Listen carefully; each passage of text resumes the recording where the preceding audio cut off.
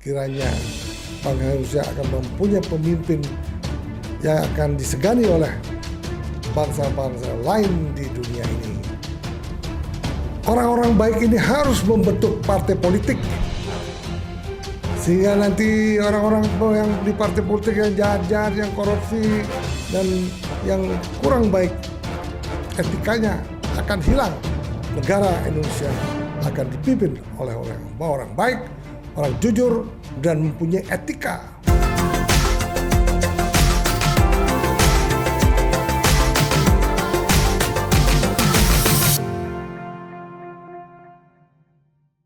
Selamat siang, kembali lagi bersama Mr. Puisi. Itulah Mr. Puisi, selalu menggebu-gebu, selalu fresh, selalu tersenyum dalam kesulitan apapun. Maka siang ini, setelah kita membicarakan tokoh-tokoh politik yang saat ini sedang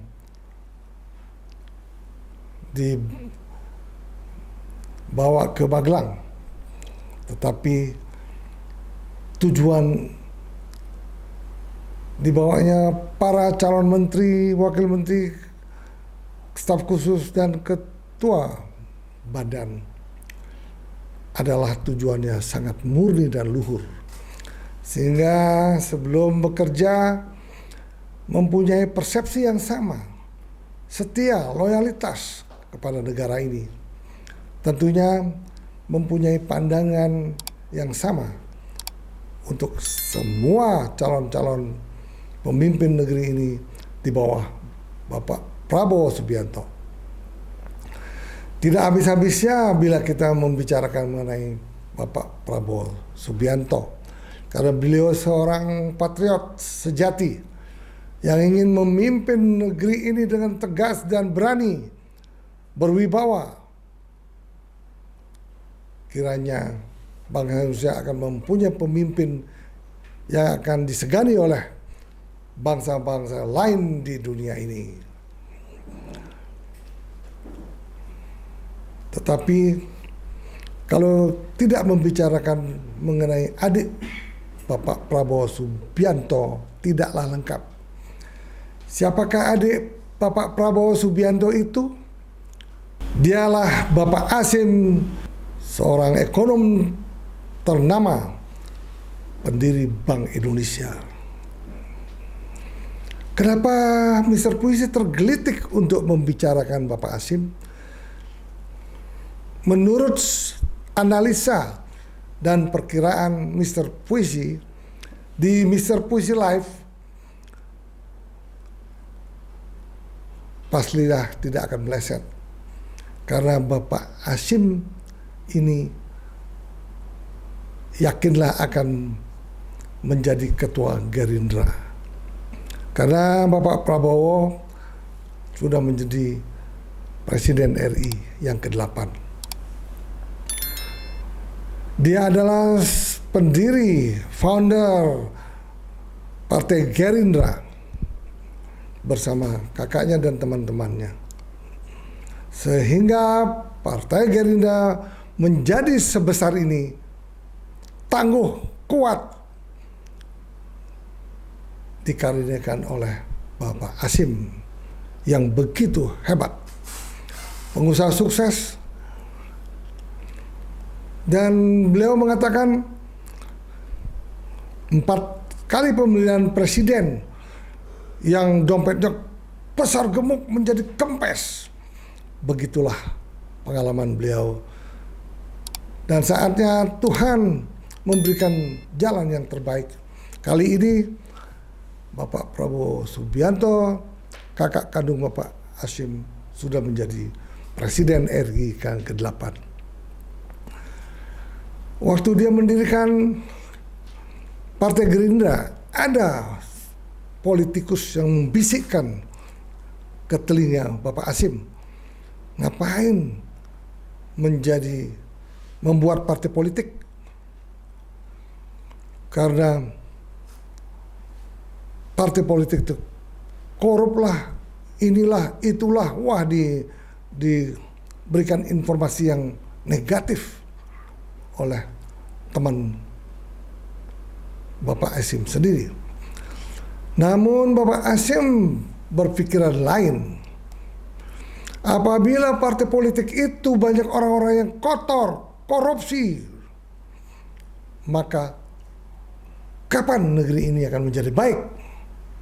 Untuk itu dia mempunyai pikiran bahwa orang-orang baik ini harus membentuk partai politik, sehingga nanti orang-orang yang di partai politik yang jahat-jahat, yang korupsi, dan yang kurang baik etikanya akan hilang. Akhirnya partai politik kesemuanya nantinya akan diisi oleh orang-orang baik. Tentunya partai politik ini, anggota yang baik-baik inilah yang mengisi DPR, mengisi kementerian, juga akan menjadi Presiden Republik Indonesia. Ketika itu bangsa Indonesia akan menjadi bangsa yang besar. Negara Indonesia akan dipimpin oleh orang baik, orang jujur, dan mempunyai etika. Seperti yang kita lihat. Seperti yang kita lihat di pribadi Bapak Prabowo Subianto. Saya pernah melihat ketika Bapak Presiden Jokowi beriringan berjalan dengan Bapak Prabowo. Bapak Jokowi berjalan di karpet merah, dan Bapak Prabowo dipersilahkan juga sebagai Menhan berjalan di belakang Bapak Jokowi di karpet merah. Tetapi luar biasa, tidak ada orang menyangka Bapak Prabowo berjalan di pinggir karpet merah. Begitulah etika yang jarang dimiliki oleh para pemimpin lainnya di Indonesia.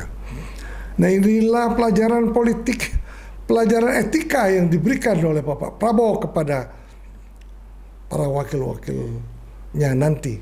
Sehingga semua menteri, wakil menteri, kepala bidang, dan staf khusus akan mempunyai etika di dalam menjalankan program kerja yang dicadangkan oleh Bapak Prabowo. Ya, mudah-mudahan hal ini terus dilakukan.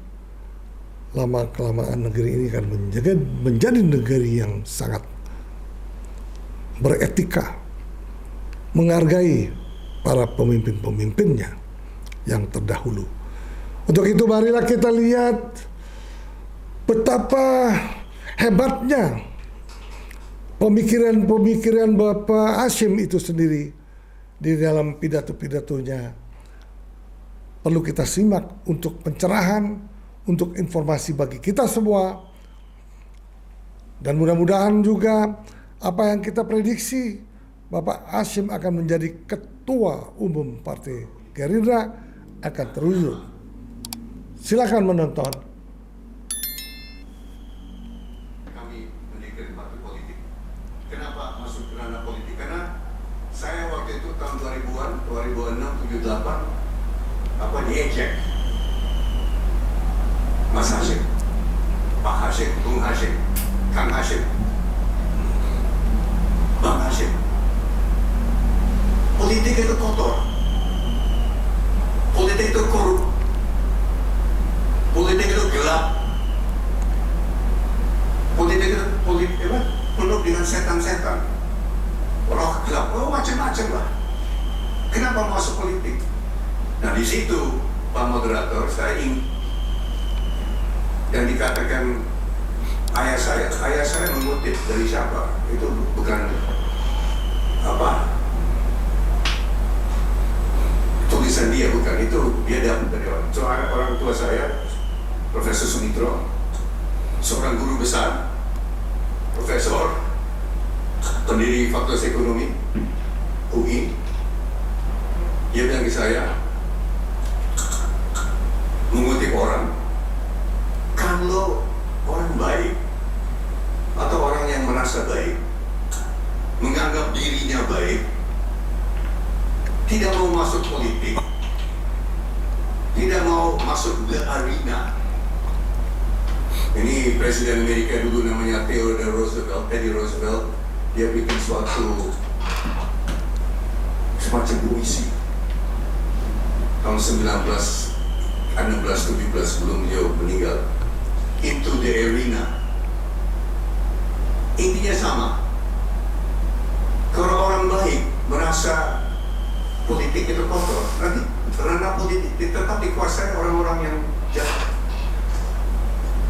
Kalau kita di sini, saya kira semua mahasiswa, dosen dan alumni UNAS orang baik semua. Kalau orang baik tidak mau masuk ke ranah politik yang betul kotor, berdosa, jahat, penuh dengan korupsi.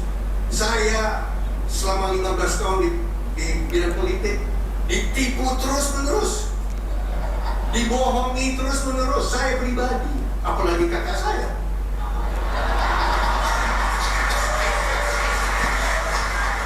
Saya bersaksi, orang terhormat, tidak beretika,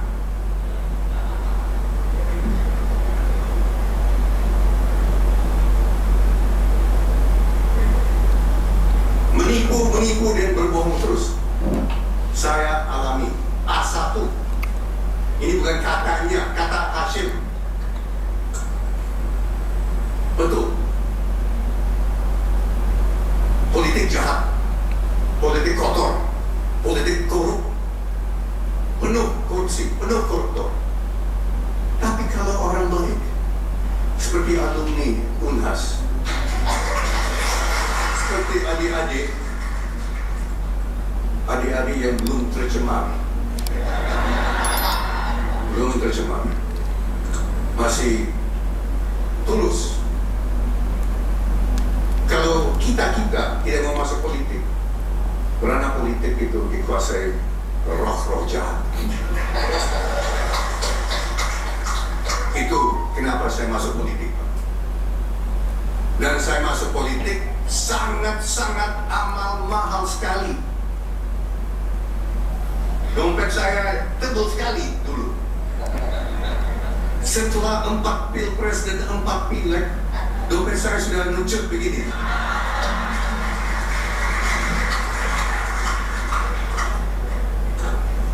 Demi Allah saya katakan itu. Istri saya tahu. Nah ini dunia politik, dunia usaha. Nah sekarang filantropi. Sebetulnya filantropi saya sudah mulai dan keluarga saya mulai, istri saya mulai jauh sebelum kita masuk politik. Ya, darling, kalau saya kan boleh saya bicara. Kami merasa beruntung dapat anugerah dan luar biasa dari Tuhan Yang Maha Kuasa. Pada usia yang cukup muda, saya waktu itu 34 tahun, istri saya 32 tahun. Kami sepakat untuk kita mengamal, kita berbuat untuk masyarakat yang memberikan begitu besar untuk kami. Ya. Kita tinggal di Indonesia memberikan kesempatan untuk kami bisa cukup orang Jawa bilang sugih lah, ya. Cukup punya uang. Dan tahun 88 istri saya saya waktu itu masih sibuk. Kita ada pabrik semen, terus ada internasional, terus kita beberapa ini cukup ini dan dia. Dan ini kita belajar. Dia cerita sama saya, waktu itu dia mau bantu masyarakat di Penjaringan. Penjaringan, bapak-bapak, ibu-ibu belum tahu ibu kota, ini tahun 88 ya. Penjaringan itu tempat yang termasuk paling kumuh di Indonesia. Saya kira bukan hanya di DKI, di Indonesia. Saya pernah ke Penjaringan, luar biasa, baunya udah. Kita sudah waktu itu ya, tahun 88. Dan kita belajar di sini untuk berbuat baik. Susah sekali. Berbuat baik susah sekali. Istri saya masuk ke situ kan naik motor, bonceng ya, kan itu kan gang-gang. Masuk itu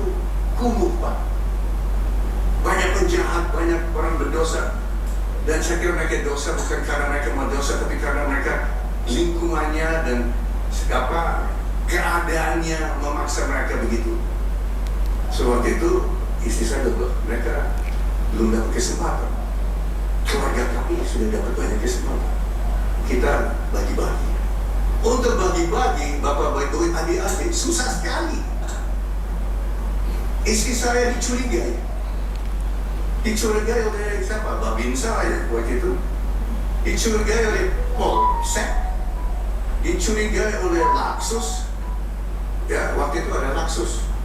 Kopkamtib. Mungkin adik-adik belum ingat, tidak ingat. Mungkin bapak-bapak mungkin juga masih kecil waktu itu ya. Waktu itu tahun 88 dari Kopkamtib Laksus. Bapak masih ingat? Ya, enggak, Pak Domo tahun 88 bukan. Ada asal. Nah ini begini, orang mau berbuat baik di tempat kumuh itu dicurigai jadi aktivis. Aktivis apa? Kau mau bantu yang miskin? Jangan-jangan golongan tertentu. Dia bisa lanjut, kenapa? Karena istri saya. Istri saya siapa? Saya adiknya Letkol Prabowo dari Kopassus, menantu presiden. Gak mungkin mau bikin kacau-kacau. Coba, ya, dia bisa berbuat baik dan bisa mengamal karena koneksi dengan orang yang cukup kuat waktu itu. Itulah cuplikan pidato Bapak Hasyim yang begitu hebat, begitu transparan, begitu jujur mengatakan apa adanya. Itulah Hasyim. Dan sangat menarik sekali. Memang beliau adalah keturunan orang yang sangat idealis dan sangat jujur. Untung sekali putrinya sekarang berada di legislatif.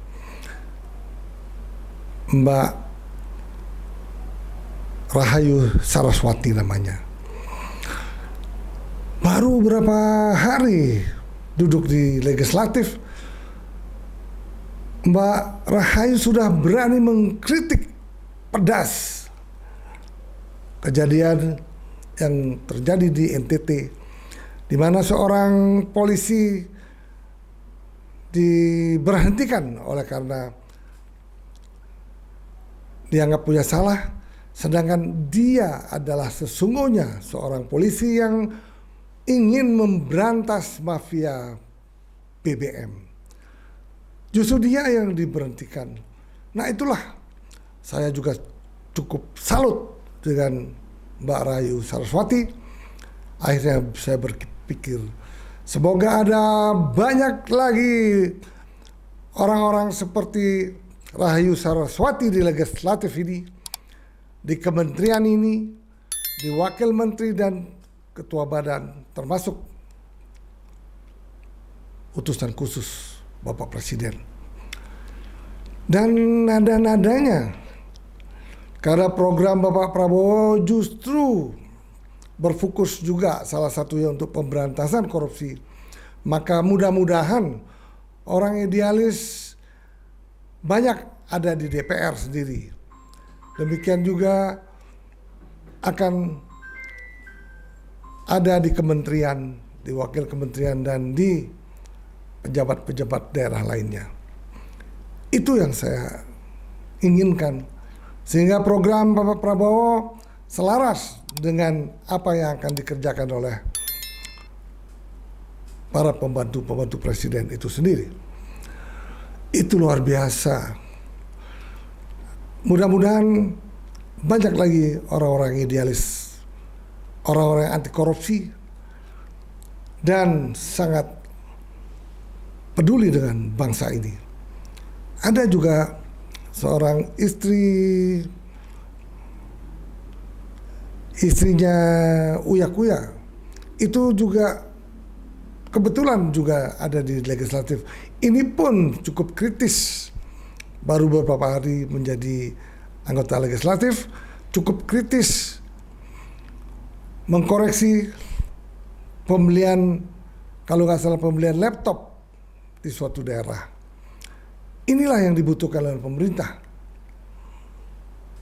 Maka percayalah, kalau banyak orang yang seperti ini, kalau banyak orang politikus seperti keluarga yang Pak Hasyim, percayalah negeri ini lambat laun akan menjadi negeri yang bersih.